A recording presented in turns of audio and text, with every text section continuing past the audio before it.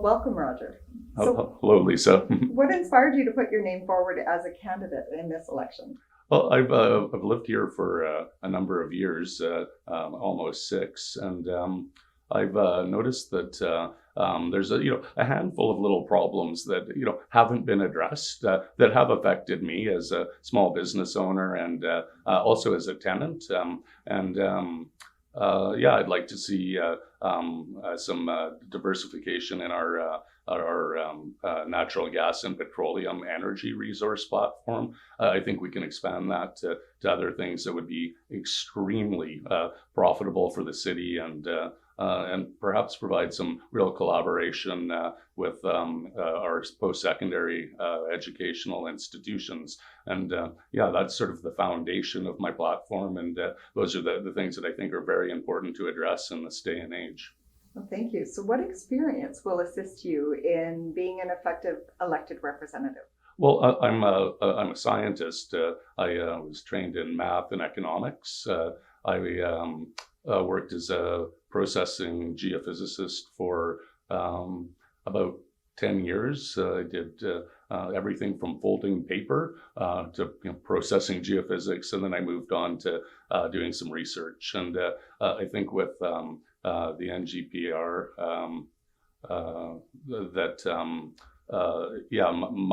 my industry experience will be perhaps very useful to Mr. Maines and to Mr. Campbell, I believe. I think I've spoken with them. I think I could really work with them to get the ball moving, at least on the on council. So I think I would be an effective leader, at least in a few specific areas, and coupled with everyone else's experience, I would hope to be a valuable member of the team. Great, thank you. So, what do you feel are the important issues facing our region? Well, I think that we have to diversify. Right now we're losing money on natural gas.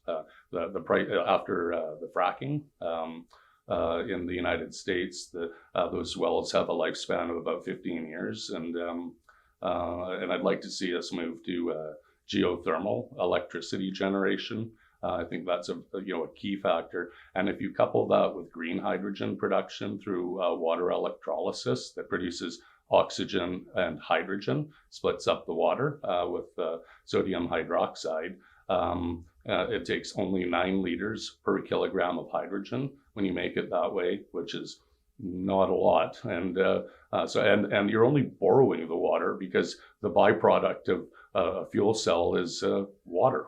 So, I don't think there's a lot of environmental problems with the technology.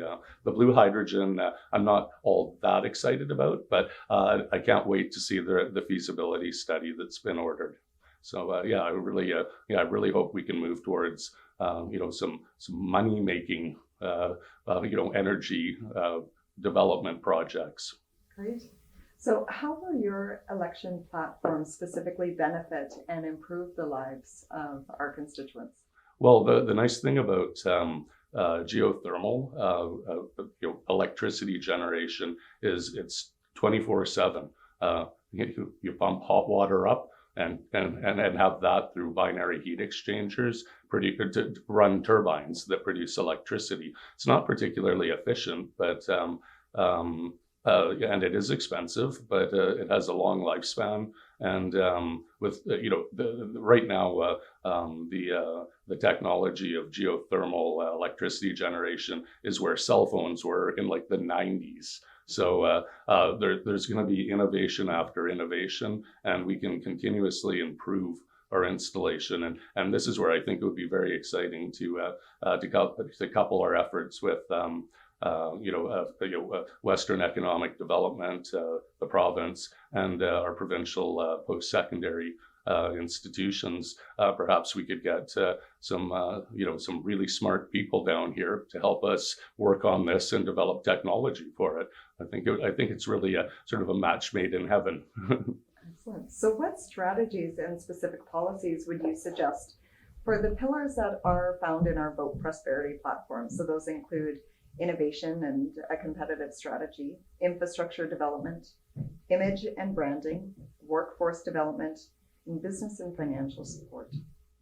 Oh, all at once. Okay. For innovation, I really think that I've sort of covered that with geothermal. I think that that'll be a great educational, innovative, and project. And I also would hope that with the infrastructure planning, I mean, sort of covers that too. It'll create a lot of short-term jobs to build the plant, and then you need staff to maintain it. These people will, to the best of my knowledge, be working for our company. So we might be able to subcontract or to contract those guys out to other municipalities who might wish to pursue similar projects all over the world. I mean, we could, the guys, rather than who build the plant, let's send them somewhere else if they're willing to go. I think we could really keep that knowledge and wealth here in Medicine Hat, while helping to solve the climate problem. I think this is a really good way to develop an infrastructure project, and a very affordable one. As far as image and branding, I was actually thinking that if the world is moving away from hydrocarbons as fuels, maybe we could name our city. This is just an idea, but the Sunshine City.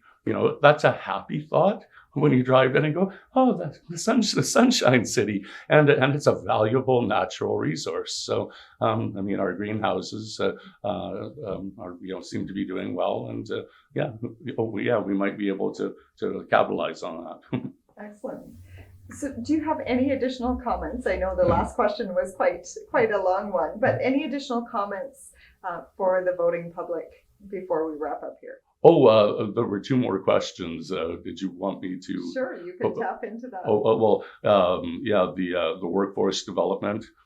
I think I covered at least in part, and then helping businesses financially. Some sectors have been hit a lot harder than others, and I think we should take a look at who needs financial support the most, and try and facilitate that via tax breaks or